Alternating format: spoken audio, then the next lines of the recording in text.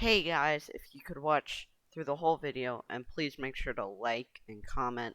It really helped me get boosted into the algorithm, and I'll see you on the flip side. Hello everyone, it is Yev here, and today, starting off on a nice, powerful Monday, we are playing Gruul Snow. Continuing our Gruul series with number 4, I believe it is here. And before we jump into the deck, I just want to say, if you guys could like and comment, that would really help me get into the YouTube algorithm. And please make sure to hit the subscribe button. It's always free. So yeah. And let's just jump into the deck. So I've been trying to figure out like how we put like snow with Gruul. And I've noticed a lot of the more like powerful cards in Gruul are very on the high end. So this deck is very low to the ground. We have a lot more 1-drops. Not as many 2-drops, because our main 2-drops would be Robber and Smashing, and we just cut those. Of course, I finally have the full adventure package. I'm clapping if you can't hear me. Four giants, 4 beasts, 4 mammoths, and 4 questing beasts. So with this deck, I notice a lot of the times you can get in there with Faceless Haven, and you don't really need as many Ember Cleaves. This deck is more like aggro. You don't really need the Ember Cleave. A lot of the times you have like Innkeeper on 1, on 2 you go Brushfire, on 3 you either like sack a land and swing in for like 6, or you play your Snow land and you Blizzard Brawl and kill their blocker and swing in for like a ton. That's kind of how this deck works. It's a lot more hit ya early, and then we have Questing Beast and Embercleave and Henge for the later stages, as well as Faceless Haven. So, if you guys don't know how Gruul works, okay. I'm gonna start putting the deck list in my description, and I will see you guys in the first game. And we are into our first match here. Our opponent's name is Bafau, and this is right after season reset, so I am not doing this on Monday. But happy Monday to you guys who are watching. So this hand looks like a snap keep. We have turn 1, turn 2, and turn 3 we can kill their blocker and swing in for a ton. That's what I like about this deck. It's so potent and fast. A lot of like the Gruul lists, I noticed they have way too many 5-drops or 4-drops and whatnot. So it looks like we are versing mono white aggro. This is some of the newer decks from Kaltime. It has Redain, which says non-creature spells cost 2 more. It's a 2/3 flyer. And with this deck, a lot of the times we just go over the top with our little creatures, getting so big and just smashing them in the face. If you're wondering what this is my deck tracker, Untapped GG. Unfortunately, I'm not sponsored. Sag. But maybe in the future, maybe I can sponsor or something. I don't know. So Usher is a little bit of a pain, getting him a really big board state, but we can. Oh, we can. One problem Blizzard Brawl has is with the Selfless Savior, because Savior protects stuff. Remember that matters. So I think we just take this. No, we want to block here. Make him use his doggo. Yeah, there we go. We have the Brushfire, so I'm not really scared about problem. Holy crap. Whoa there. Okay, so I think we're gonna play a tapped Mammoth, because we want to be able to cast our Mammoths in the future, and doing this is gonna help that. So let's swing in for 6 here, taking our opponent down to 14. Their life total is gonna be really low, real fast with this deck. We got him down to 14 in 1 turn. That's like pretty crazy. So next turn, I'm contemplating whether we play our 3rd Brushfire, because If we find a sack land, we have lethal here. I think, yeah, we have Exacxies. Passage! Ah, that's not passage. Okay, so now, what I'm trying to think about here is, do we just play Brushfire and swing in for 9, hoping that they don't have something to deal with, or have lethal? Or, well, what we can do here is, yeah. So I'm gonna play a little bit more defensive here. We don't want to get lethal, and they have a lot more small creatures, so I think we can deal with that. We're gonna kill the kill, because they have the savior that can save it. But either way, oh, okay, they didn't save with the doggo. We're still swinging in for 7 here, so next turn, I believe we have lethal next turn, so depends on what they cast and whatnot. See, now the Lovestruck Beast can attack, so what we may want to do is we go land, and then we play our third Brushfire. That way we're not, we can swing in with Lovestruck Beast. And now their attacks are kind of all bad. We kill the Usher if they swing out. If they only swing with a 1/1, we just eat it. There's not really very many good attacks for opponent. Yeah. There we go. Let's see. Okay, so there are 2 things that we can do here. We can either play Mammoth, play land, play Brushfire, swing in, but I feel like they have a combat trick. Otherwise, yeah, I think that's the play. We just play Mammoth, Brushfire, and swing with the team. But we could be missing lethal. Yeah, let's go for lethal here. They may not be able to deal with it, so land. We have lethal on board. Let's see what they do about it. Yeah, this game! Let's go! As you can see, Blizzard Brawl really wrecked them there. And yeah, it just worked really well. On to the next match. And we're in the next match. Our opponent's name is Eberb. I don't know what to call it. Oh, I'm not sure about this hand here. Doesn't seem nice. Yes, we have Haven, but we may not draw a red source. That's one, yeah, this is one disadvantage. You can get really land screwed playing this. I think we throw back forward. Yeah, but because we're on a play here and we have the Valley, I think we'll be fine to just keep this hand. Maybe Team Returns, one of the newer decks. You basically play Alrun's Epiphany, which says take another turn, create 2 birds, and it kind of goes from there. Or if this is... Okay, there was no pause there. Let's see. Okay, there's the pause. So, there are a couple things they have here. Either Jouari, Brazen Bounce, or another thing. Or, what? Or Frostbite. So, I think we just go for the Lovestruck Beast here. Most likely, yes, Frostbite. Or Stomp. I didn't think about Stomp, but yeah. And this is where having the Blizzard Brawl comes in really handy. Being able to sort of deal with their threats kind of instantly.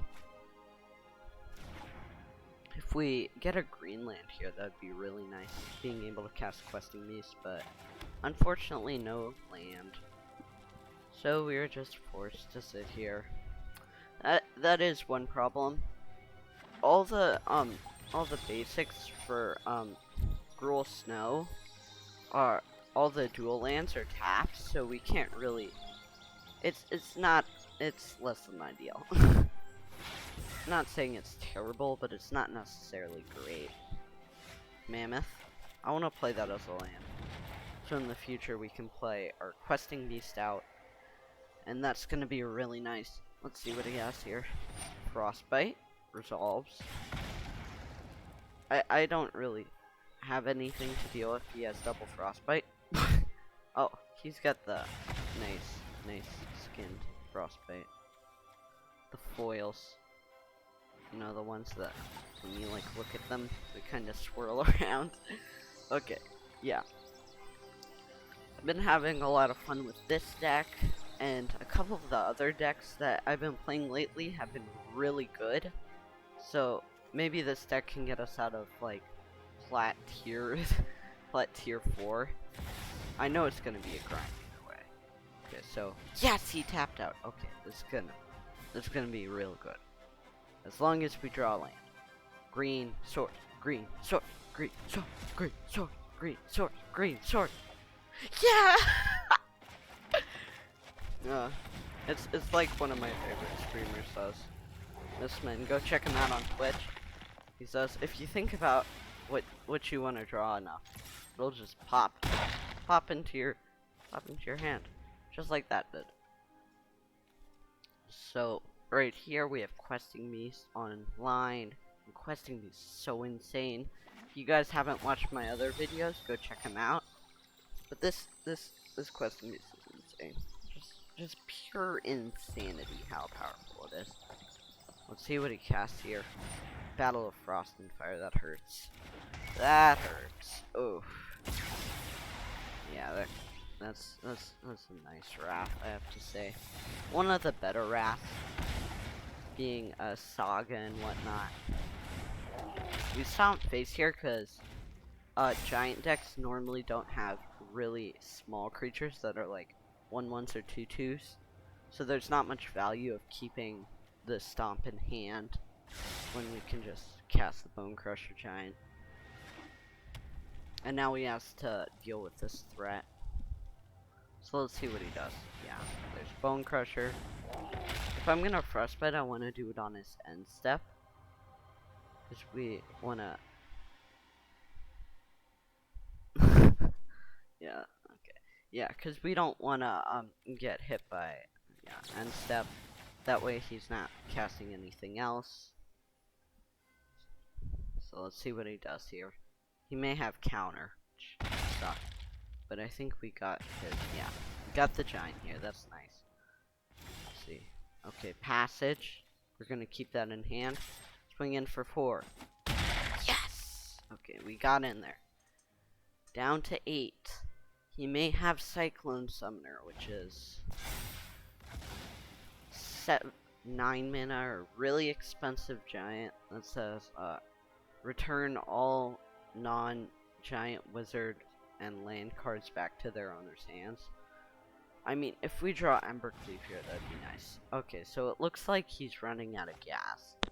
To be fair, we are as well, but he's playing a very giant-esque deck, where he takes a lot of the cards that have, like, whenever you cast big spells, if you control a giant, you may cast it from your grave. Quakebringer, stuff like that. Yeah. Invasion of the Giants, another card that helps his Giant's energy. But the problem with the deck is it's often way too slow, and a lot of the Giants are very clunky. Like, Quakebringer is 5 mana, and as you saw there, like, it was pretty easy for me to deal with. I just kind of just Blizzard Brawl with one of my creatures and it's dead. Oh my god! I am so lucky! What the heck? Guys, I feel like I should put in like the title, like, my luck is unprecedentedly good. Please, please do not try to replicate. When I say I'm pretty lucky, I think I'm pretty lucky. Ah, Quakebringer, that's pretty nice. Pretty nice, Tectonic Giant. But what does he have here? That is the question. Because as long as we can, yeah, let's go. This deck is insane. Okay, let's jump into the next match. And we're into the next match. Our opponent's name is Arconaut. And I think this is a decent hand. I think we can keep. I think we play Mammoth tapped because we may run the risk of not drawing a third land. So I'd rather play Mammoth tapped now on turn 1. where we have no place, and this looks to be like 4-color or 5-color party. So I think we start off with a brush fire, get in there, and then next turn we can like stomp and blizzard brawl if he gives us an opportunity. Celestia party, okay. This may be, I know they're like 4-color, 5-color party decks. 3-color, 2-color, 1-color. Ooh, poison. That's annoying. Poison. Let's stomp you. So, if you guys don't know, poison is basically infect. It only works with Finn the Fangbearer that says whenever a creature you control with Death Touch deals damage, combat damage to a player, they get 2 poison counters. So, this turn, I think we want to Blizzard Brawl the Fangbearer. So let's just do that right here. We want to deal with poison right now, because that can get really out of hand. Oh, that hurts. That hurts. Thankfully, we do have Bone Crushing Giant just for to salvage the situation. And next turn we can do the same thing, except for with the Questing Beast. But honestly, he looks pretty dead here. It looks to be like Bant Adventures, which is blue, green, white. But otherwise, he looks pretty dead. Yeah. He's got Cleric, Wizard, Warrior. I see, my guy. Okay, so. Questing Beast. Oh, he probably has another Snakeskin Veil.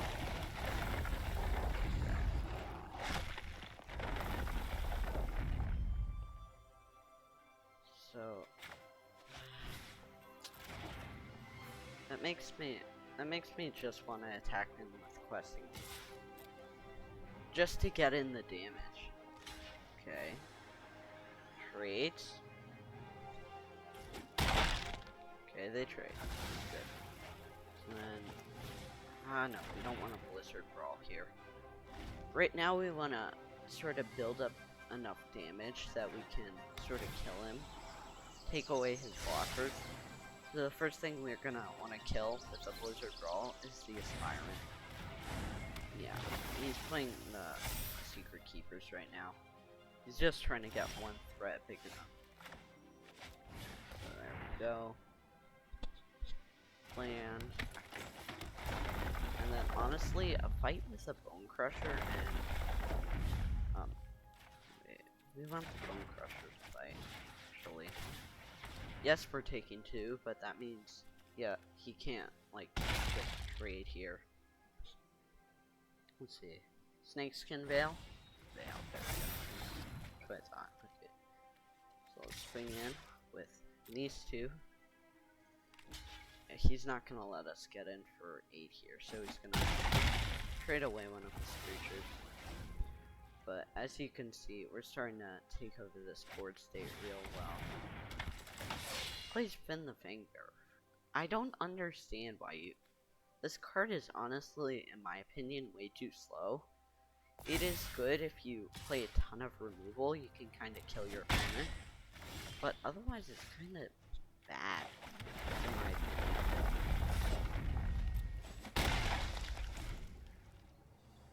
If we can get a good chain of adventure creatures, then we can easily take over this game. Or an Ember. Aw, crap, Ember Cube doesn't work in this situation. Henge? That worked.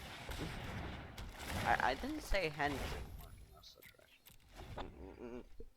So, Henge says whenever a non-token creature enters the battlefield, put a 1/1 counter, draw a card. This card is so good. Please watch my other videos if you don't know what this card does. Aw, there we go. That's the first one. The thing with Great Henge is you can start chaining creatures. Oh, Frostbite, nice. You also gain 2 life each turn. And then you can start, like, better, more powerful stuff. Like, now that we have Frostbite in hand, if we get, like, a Lobster Piece, that'd be so nice. Oh, well, those were all whips, so I think that's good. part of me is like dying because he milled us, but this deck is a lot less based around. I know a lot of my other decks have like Phoenix of Ash or just something to deal with mill, but this deck is kind of not really like that. We're kind of like ignoring the mill, if you understand what I mean.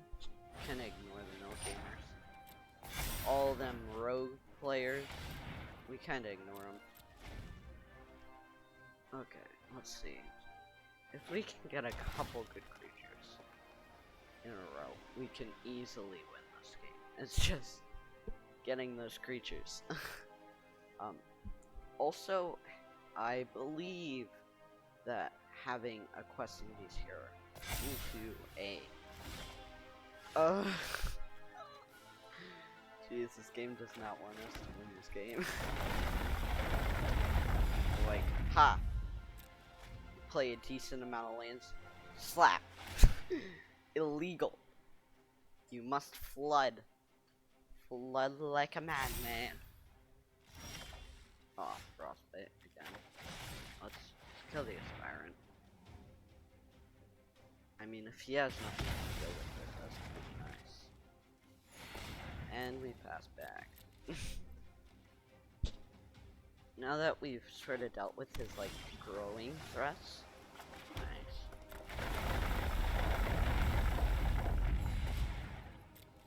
We're also gaining a ton of life with the Great Henge. And once we can start, like, drawing a bunch of cards, this game is easily gonna be for us to win.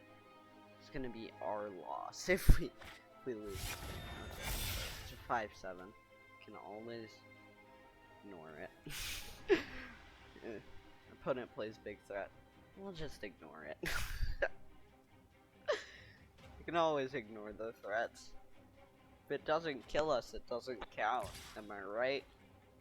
See, the thing with poison is it only gives me 2 counters per. Wait, this is lethal. I think this is lethal. Cause he can only block one of the brush fires. Yes!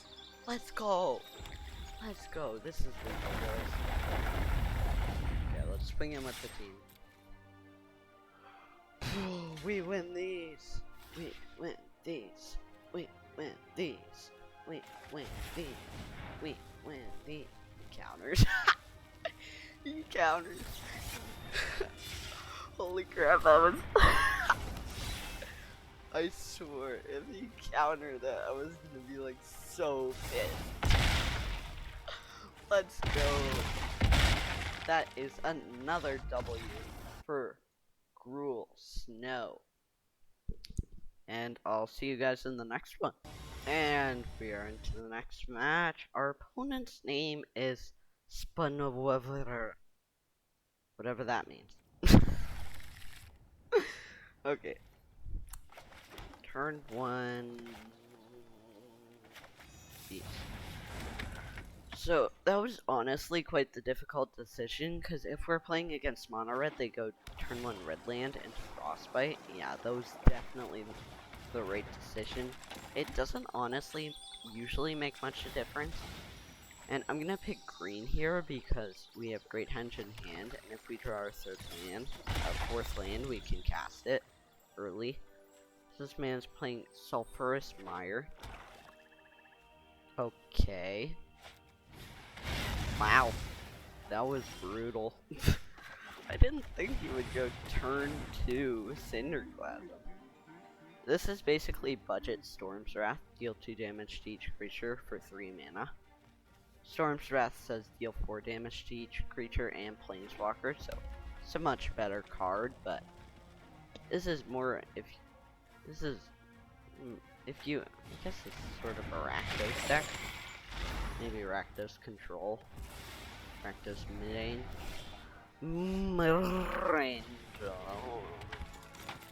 I don't know why I just said.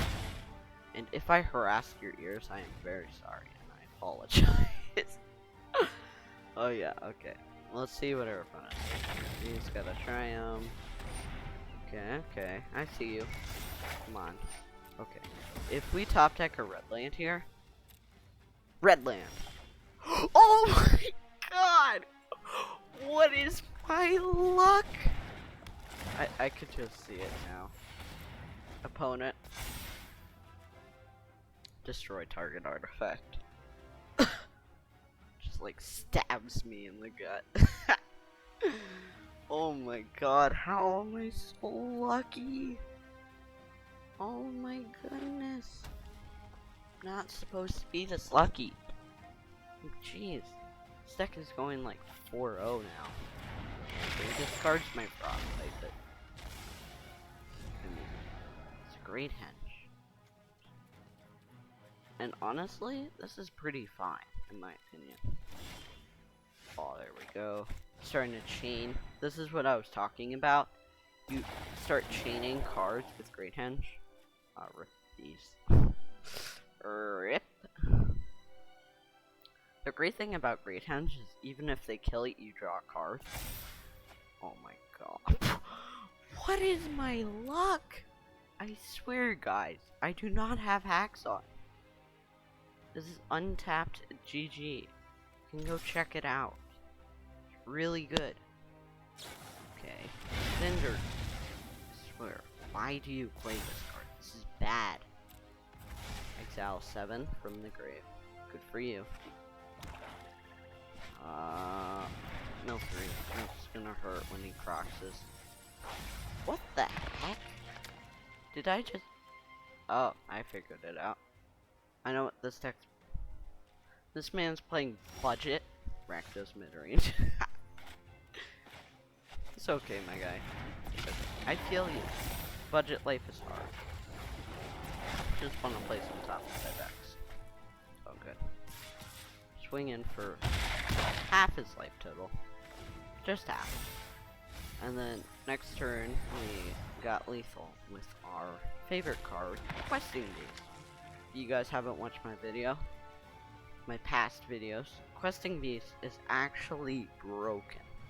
Death Touch means that it only has to deal 1 damage.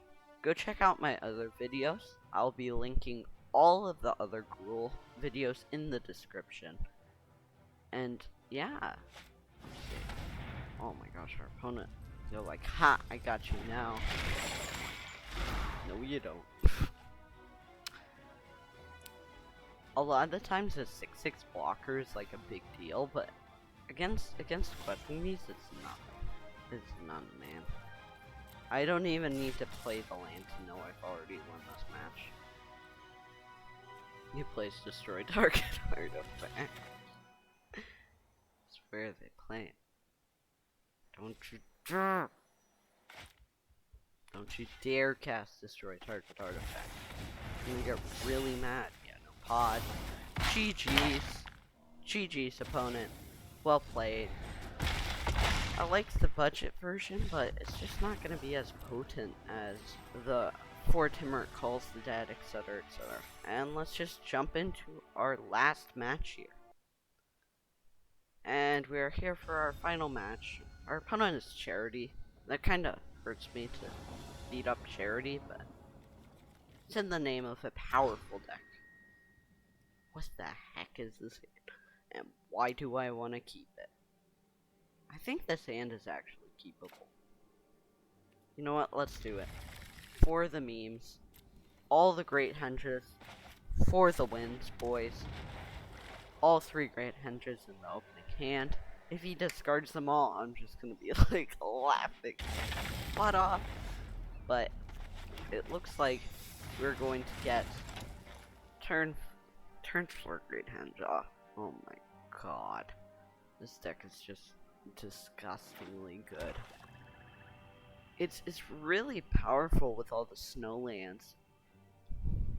Because you have Faceless Haven and Blizzard Brawl, as well as other snow cards, which are amazing chaos. Come on. Come on. Every opponent has died to this Lovestruck Beast, I swear. I could just see him trickery into like an Ember Cleave.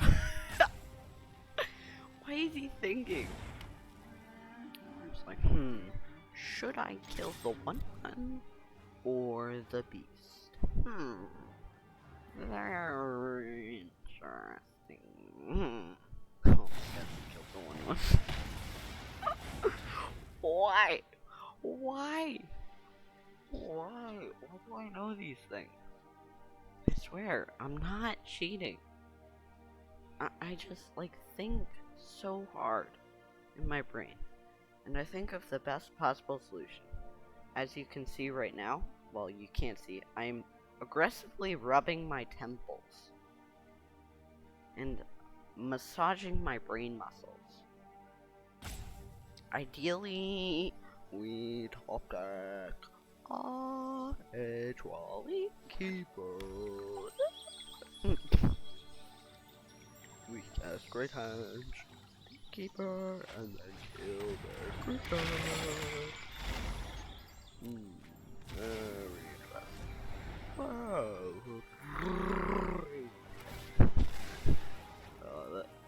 That was really weird, and I hope you guys didn't get creeped out by that. So, I'm gonna start. This was. Oh my.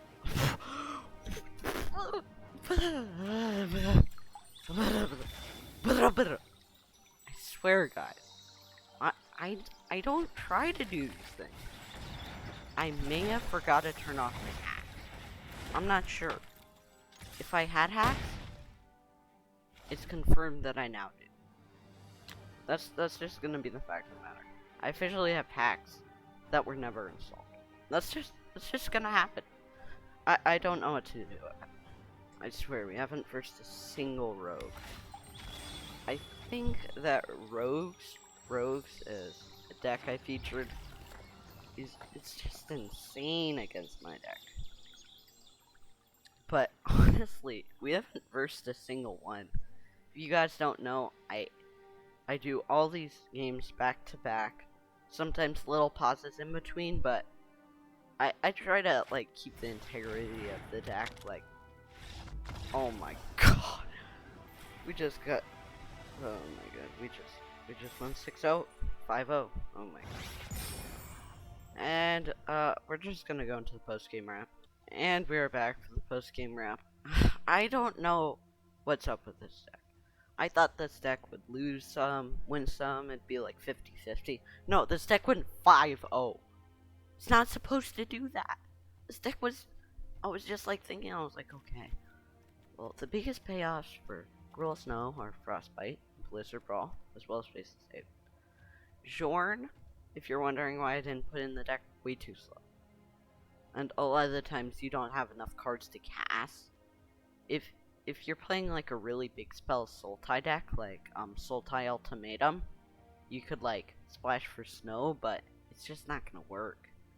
So I know these are the biggest payoffs, so I just smashed it in the deck. And I don't know what to say, guys. This deck is pretty good. A lot of it is a lot of the times you are gonna get land screwed, but Mammoth carried. Like half the games we just played Mammoth tapped. And even though we didn't cast it, it really helped keep the I guess in general the flow of the game going. Well, I hope you guys enjoyed. Please make sure to comment and like, even if your comment is high. That supports the channel, guys. And I will see you guys in the next video tomorrow. Bye. It says every Saturday. It's every weekday. Bye.